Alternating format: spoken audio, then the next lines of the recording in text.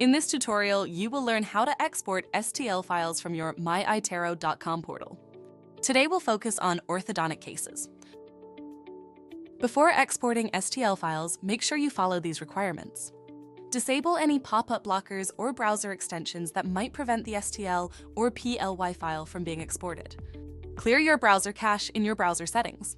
We'll show the steps in Google Chrome. Other browsers may look slightly different.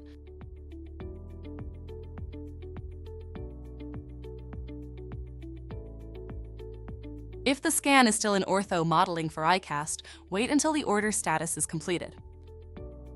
Log into my iTero.com portal with the same username and password used to log into the scanner. Click on Patients. Search for the patient's name in the list. And click on the Export button.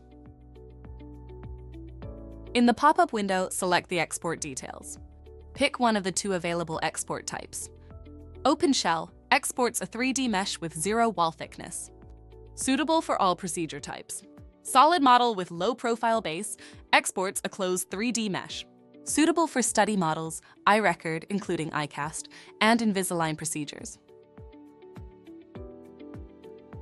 Next, pick one of the 3 available data formats.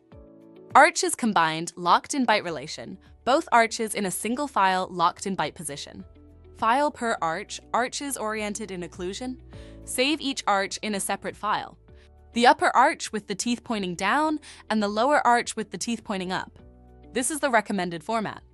File per arch, each arch with teeth up. Save each arch in a separate file.